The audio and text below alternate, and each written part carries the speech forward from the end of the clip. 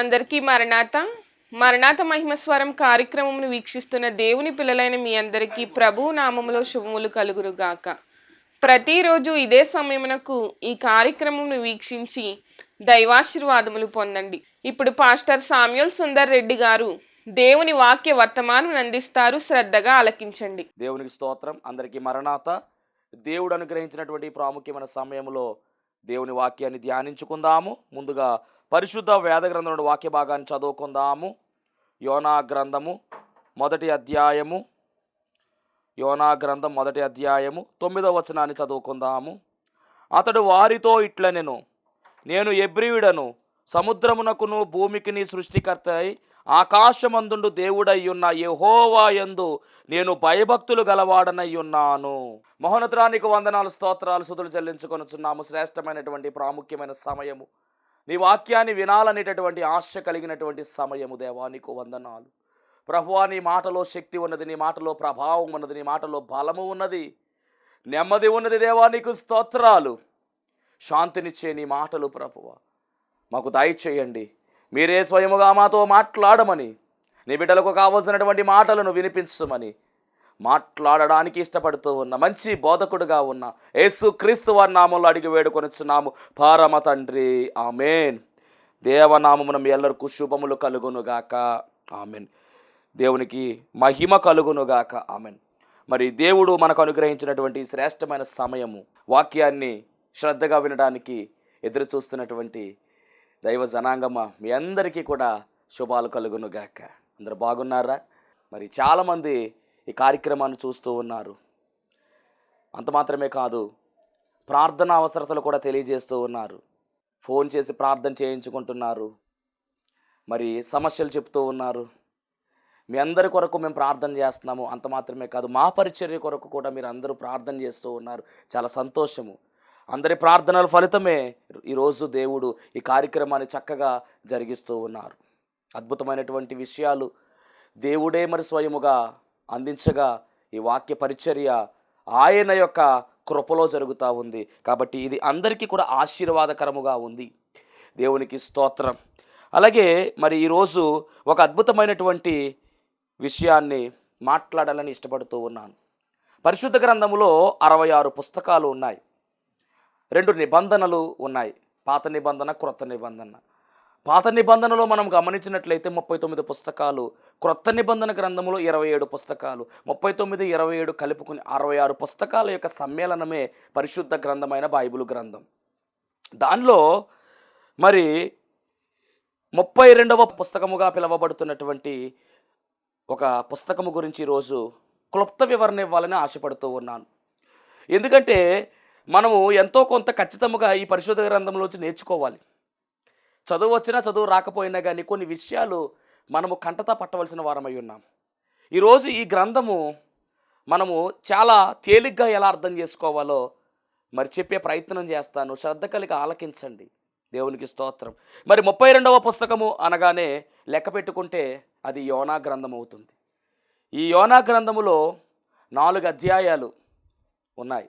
ఈ 4 అధ్యాయాలు కూడా మనము చూసినట్లయితే చాలా చక్కగా వీటిని మనము డివైడ్ చేసుకుని గుర్తుపెట్టుకోవచ్చు. 4 అధ్యాయాలు, అలాగే 48 వచనాలతో ఈ యోనా గ్రంథము చెప్పబడుతూ ఉంది. యోనా అనేటటువంటి పేరు మీద ఈ గ్రంథాన్ని దేవుడు రాయించాడు. యోనా ఎవరో కాదు, ఇశ్రాయేలీయులకు ప్రవక్తగా పిలువబడ్డాడు. చిన్న ప్రవక్త అనేటటువంటి ఒక మాట కూడా మనం వింటూ ఉంటాం. యోనా అద్భుతమైనటువంటి సేవా పరిచర్య దేవుని పక్షముగా, ప్రజల పక్షముగా జరిగించినటువంటి వాడే ఈ యోనా. యోనా పేరు మీద దేవుడు ఒక గ్రంథాన్ని రాయించాడు అంటే యోనా ఎలాంటి పరిచర్య చేశాడో మనం గమనించాలి. అలాగే ఈ యోనా గురించి క్రొత్త నిబంధన గ్రంథములో యేసుక్రీస్తు ప్రభువు వారు కూడా మాట్లాడడం జరిగింది. యోనా ఏ విధముగా అయితే తిమింగలం కడుపులో 3 దినములు ఉన్నాడో, అలాగే మనుష్య కుమారుడు కూడా భూగర్భంలో 3 దినములు ఉంటాడనే సత్యాన్ని ఆయన చెప్పడం మనం చూస్తాం. అద్భుతమైనటువంటి పోలిక అక్కడ మనకు ప్రభువే స్వయంగా చెబుతూ ఉన్నాడు. ఇప్పుడు అలా యోనా పేరు మీద ఉన్నటువంటి ఈ గ్రంథము 4 అధ్యాయాలతో 48 వచనాలతో ఉంది. ఈ గ్రంథాన్ని మనం ఎలా గుర్తుపెట్టుకోగలం? ఈ గ్రంథము మనకు కంటతాగా రావాలి. అందరికీ తెలుసు, యోనా అనే గ్రంథాన్ని కథ కింద చెబుతూ ఉంటారు. ఇంకా బాగా మెరుగుగా ఎలా గుర్తుపెట్టుకోగలము అని మనం చూసినట్లయితే 4 అధ్యాయాల్ని కూడా 4 హెడ్డింగుల కింద నేను డివైడ్ చేస్తున్నాను, 4 భాగాల కింద నేను డివైడ్ చేస్తున్నాను. మొట్టమొదటి అధ్యాయం అంతా కూడా మనం చదివి ఈ అధ్యాయానికి మనం పెట్టే పేరేమిటంటే పారిపోయిన యోనా అని పెట్టుకోవాలి. పారిపోయిన యోనా అనేటటువంటి పేరు పెట్టుకోవాలి. అలాగే 2వ అధ్యాయం మనం గమనించినట్లయితే ప్రార్థించిన యోనా అనేటటువంటి పేరు పెట్టుకోవాలి. 3వ అధ్యాయం అంతా మీరు చదివినట్లయితే దానికి ప్రకటించిన యోనా అనే పేరు పెట్టాలి. 4వ అధ్యాయం మనం గమనించినట్లయితే పశ్చాత్తాపపడినటువంటి యోనా. అన్నీ పా మీదే వస్తున్నాయి. ఒకటి పారిపోయిన యోనా, 2వది ప్రార్థించిన యోనా, 3వది ప్రకటించిన యోనా, 4వది పశ్చాత్తాపపడిన యోనా. ఈ రకంగా మీరు గనక చదివినట్లయితే యోనా గ్రంథము చాలా తేలిగ్గా మనం గుర్తుపెట్టుకోవచ్చు. 48 వచనాలు కూడా మనకు అర్థమవుతాయి. ఈ 4 హెడ్డింగ్స్ కూడా, ఈ 4 భాగాలు కూడా మనము నేర్చుకోవాలి. పారిపోయిన యోనాగా 1, ప్రార్థించిన యోనాగా 2, ప్రకటించిన యోనాగా 3, పశ్చాత్తాపడిన యోనాగా 4. మరి ఈరోజు మనం గమనించినట్లయితే ఈ యోనా గ్రంథములో కొన్ని మాటలు, చాలా విలువైనటువంటి మాటలు ఈరోజు మనము నేర్చుకోవాల్సిన అవసరం ఉంది. యోనా అనేటటువంటి పేరుకు అర్థము గువ్వ లేదా పావురము అని అర్థం. యోనా అంటే గువ్వ లేదా పావురము అనేటటువంటి అర్థం వస్తుంది. మరి యోనా గారి గురించి మొదటి అధ్యాయములో మొదటి వచనం ఏమి చెప్తుందంటే, యెహోవా వాక్కు అమ్మితయి కుమారుడైన యోనాకు ప్రత్యక్షమై ఈలాగు సెలవిచ్చెను. రైట్. యోనా గారి యొక్క తండ్రి గారి పేరు కూడా చెబుతున్నారు. యోనా గారి యొక్క తండ్రి గారి పేరు అమ్మిత్తయి. అంటే యోనా గారు అమిత్తయి అనేటటువంటి వ్యక్తికి పుట్టినట్టుగా యోనా గారి తండ్రి గారి పేరు అమిత్తయి అనేటటువంటి మాట కనపడుతుంది. ఇతని గురించి రాజుల గ్రంథంలో కూడా చక్కని మాటలు ఉన్నాయి. అంటే ఈ యొక్క యోనా చరిత్రలో ఉన్నాడు. గమనించాలి, ప్రవక్తలు ఉన్నారు మనకు. ఏలియా గారు, ఆ తర్వాత ఎలీషా గారు, ఆ తర్వాత యోనా గారు, ఆ తర్వాత ఆమోస్. అంటే ఈ క్రమములో ఈయన కూడా చేర్చబడ్డాడు. తండ్రి అమిత్తయి. ఇతని ఊరి పేరు కావాలంటే కనుక 2వ రాజుల గ్రంథము 14వ అధ్యాయము 25వ వచనములో ఈయన ఊరి పేరు ఉన్నది. గెత్య పేరు అనేటటువంటి ఊరు, అనగా ఇది గలిలియా అనేటటువంటి ప్రాంతానికి 5 కిలోమీటర్ల దూరంలో ఉంది ఈ ఊరు. ఇతను 2వ యరొబాము, ఇశ్రాయేలు పరిపాలించిన రాజులలో 2వ యరొబాము పరిపాలించినటువంటి కాలం ఏదైతే ఉందో ఆ కాలానికి చెందినవాడు.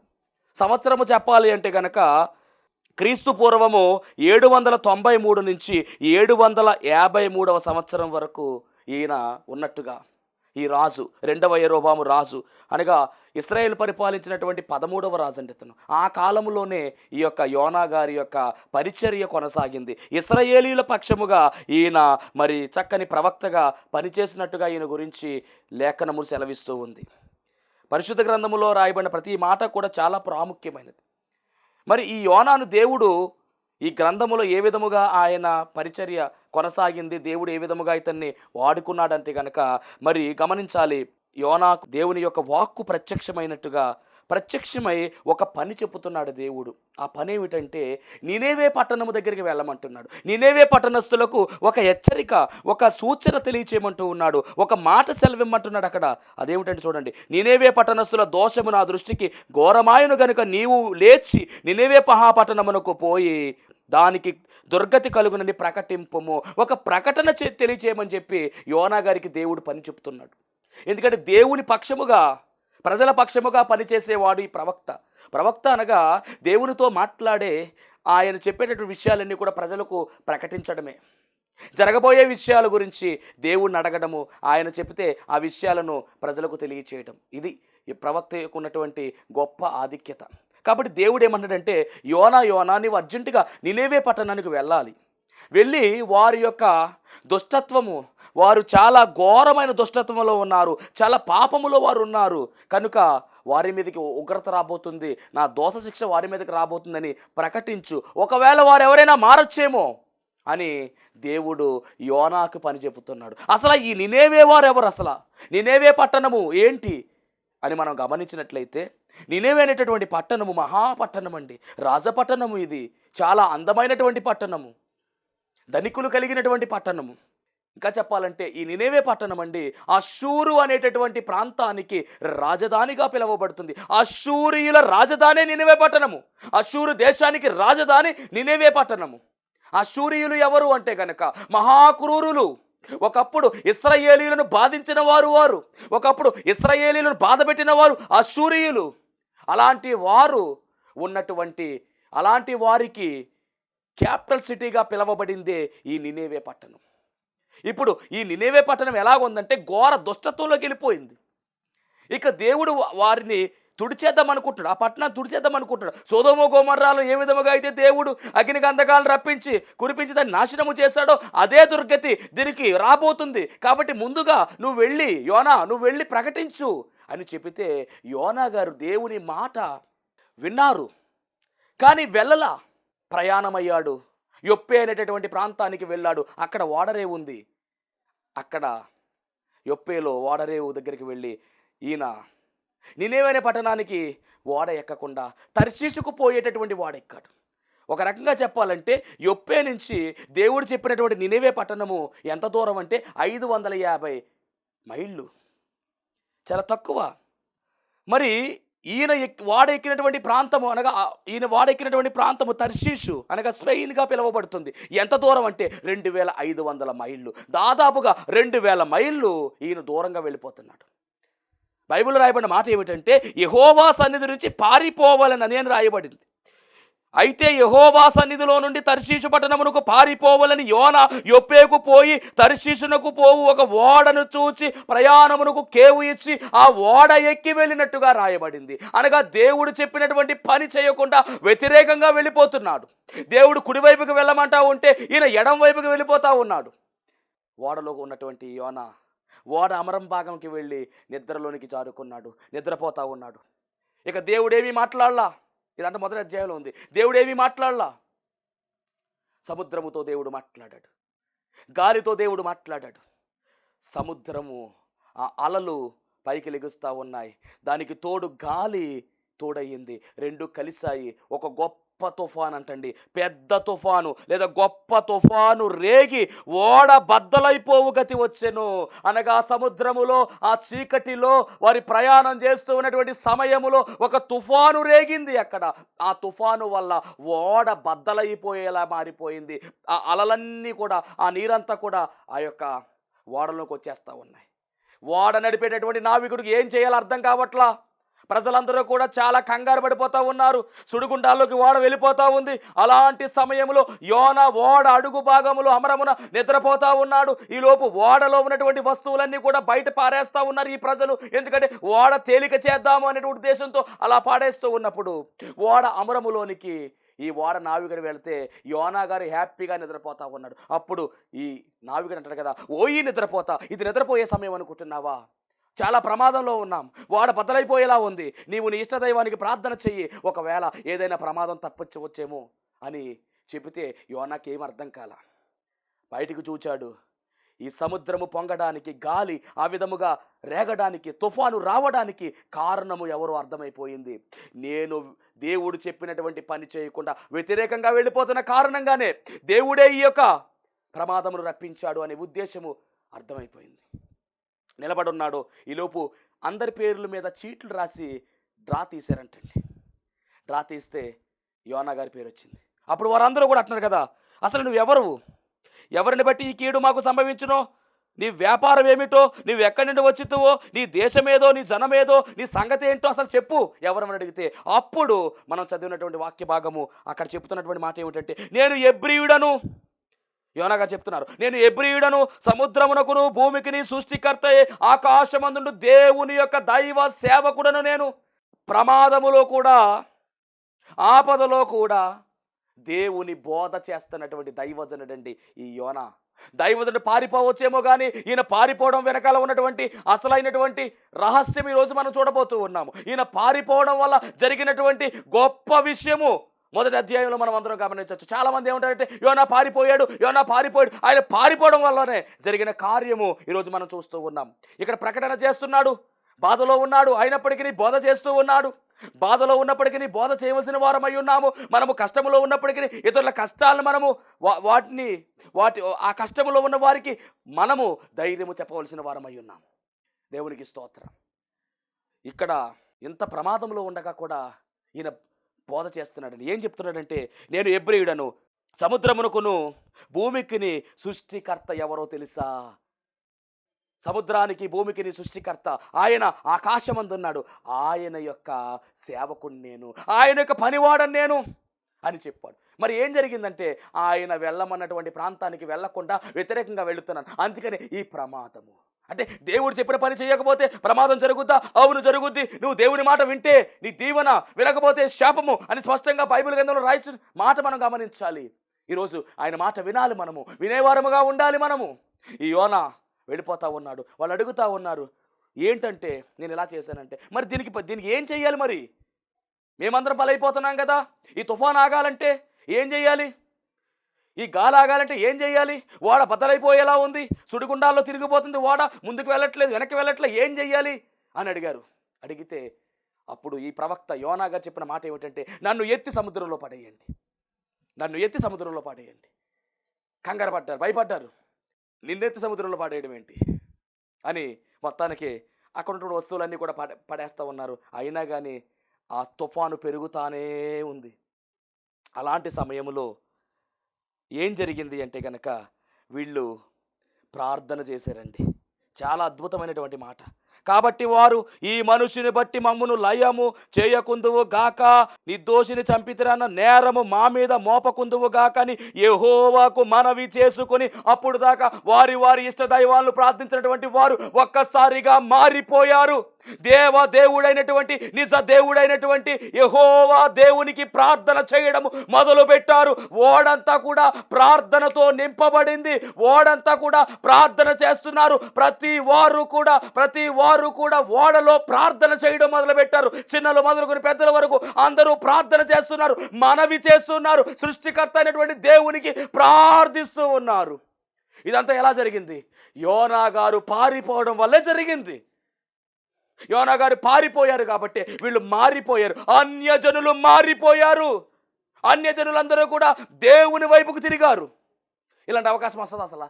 సముద్రములో ప్రమాదంలో ఉండగా యోనా చెప్పిన మాటలు విన్నారు, దేవుని మనవి చేస్తున్నారు. అయ్యా, మేము ఇప్పుడు ఇతని ఎత్తి సముద్రంలో వేస్తాము, ఈ దోషం మా మీదకు రాకుండా చూడు అని ప్రార్థన చేస్తున్నారు. ఇలా ప్రార్థన చేశారంటే నమ్మారా నమ్మలేదా? నమ్మారు.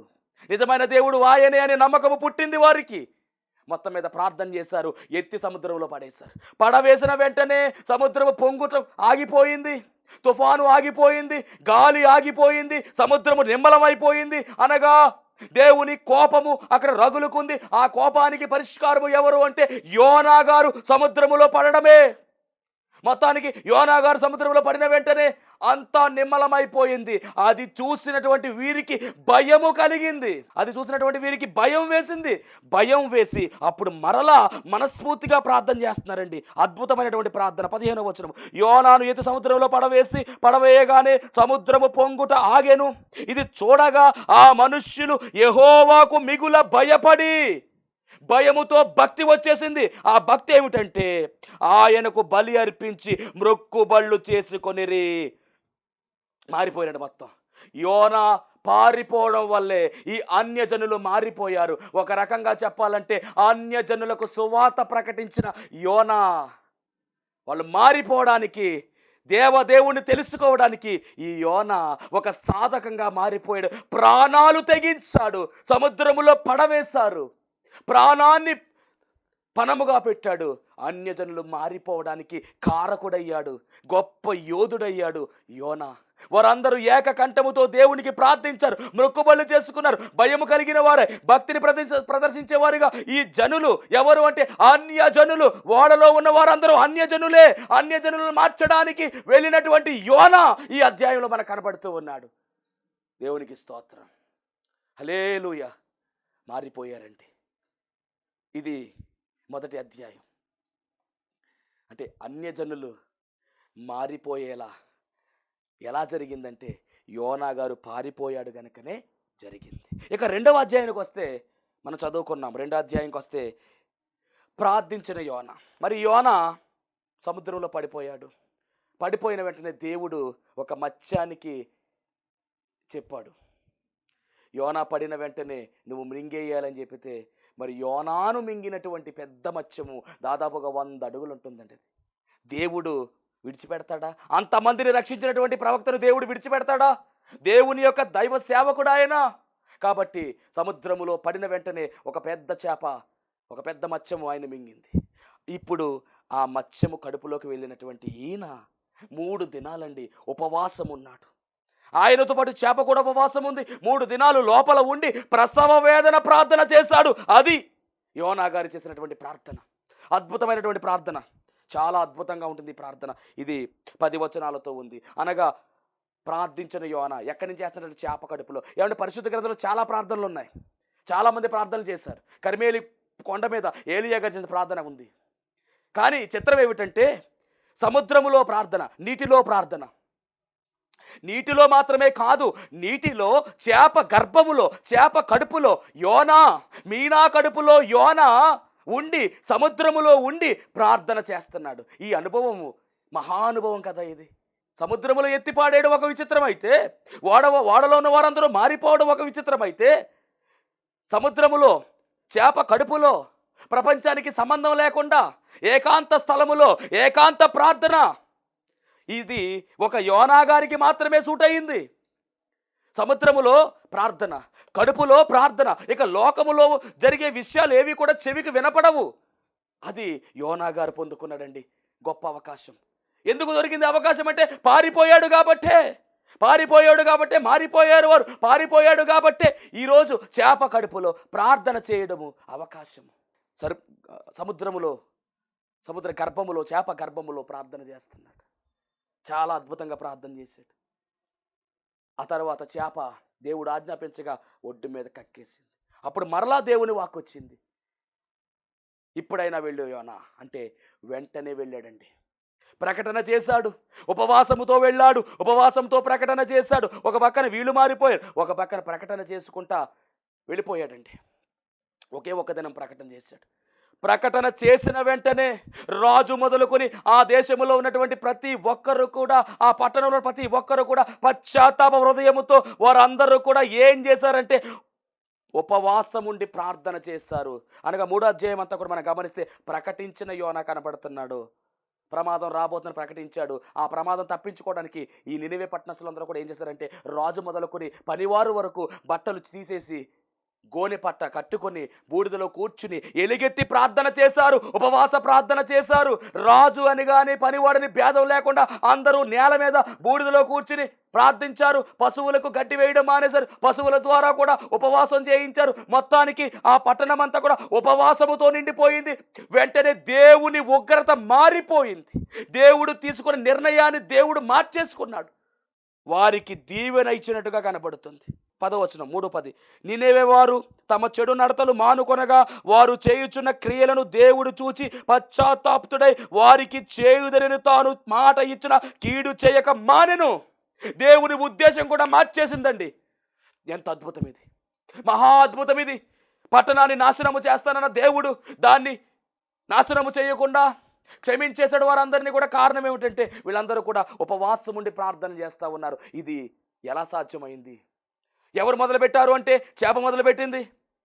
ఎవరు మొదలుపెట్టారంటే యోనా మొదలుపెట్టాడు. ఉపవాసముతో వచ్చి ప్రకటన చేస్తే వీరు కూడా ఉపవాసం ఉన్నారు. దేవుని ఉగ్రత రాకుండా ఆగిపోయింది. ఇది 3వ అధ్యాయం.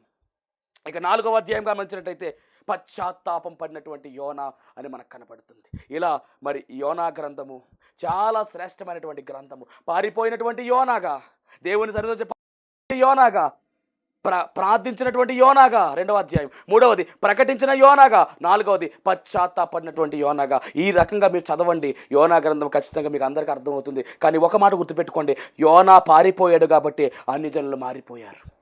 దేవుడు ఈ కొద్ది మాటలు దీవించి ఆశీర్వదించును గాక. ఆమేన్. మహోన్నతునికి వందనాలు, స్తోత్రాలు, స్తుతులు ప్రభువా. ఇదిగో నాయన చక్కని మాటలు తండ్రి, నీ యొక్క కృపలో ప్రభు మాకు వినిపించావు దేవా, నీకు స్తోత్రాలు. వాక్యం విన్నటువంటి నీ బిడ్డలందరినీ కూడా దీవించి ఆశీర్వదించమని యేసు నామములో అడుగుచున్నాం పరమ తండ్రి. ఆమేన్.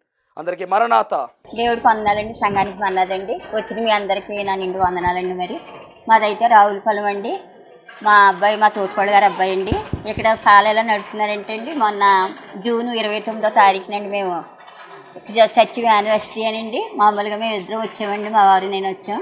వస్తాయండి సాక్షికునండి. మా వారు అన్నారు మనం కూడా 7 వారాలు వెళ్దామన్నారండి. 7 వారాలు మేము అంశం పెట్టుకుని వచ్చామండి. ఇది మాకు 8వ వారం.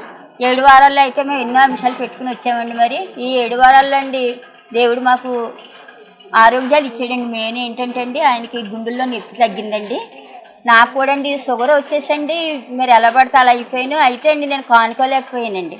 కానుకోలేకపోతే అండి ఇక్కడికి వచ్చిన 2 వారాలు వచ్చామండి. 3వ వారం ఇంక మళ్ళీ రావాలి. అంతకు ముందు రోజునండి దేవుడు మరి నాకు బయలుపరిచండి. షుగర్ హాస్పిటల్ వెళ్ళి కృప దయచేసండి.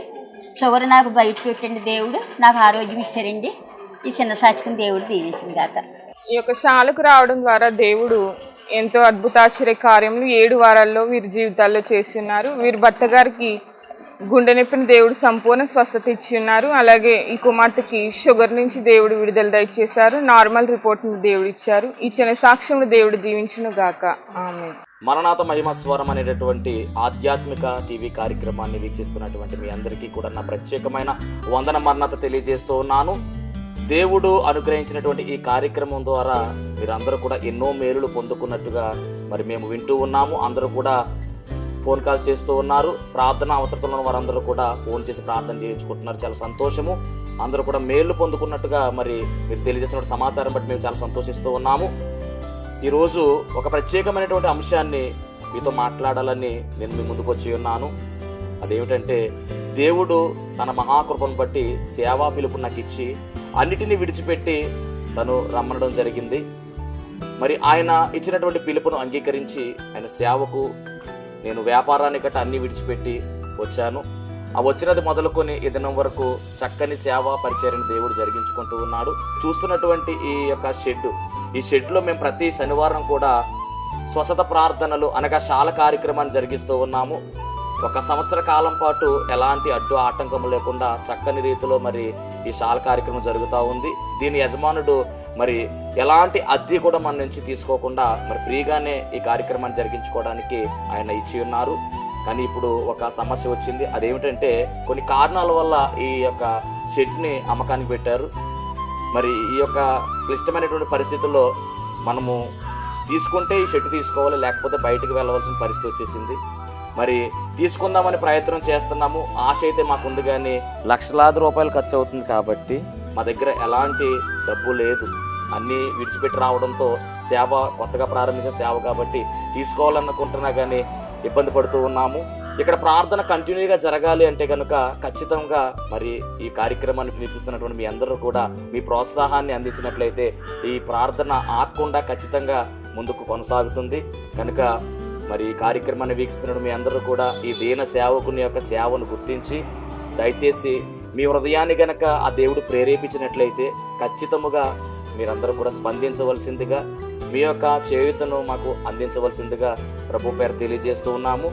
మా ఫోన్ నెంబర్లో టీవీ స్క్రీన్ మీద మరి ప్లే అవుతూ ఉంది ఫోన్ నెంబరు. ఆ నెంబర్కి ఫోన్ చేయండి, స్వయంగా నేనే మాట్లాడతాను.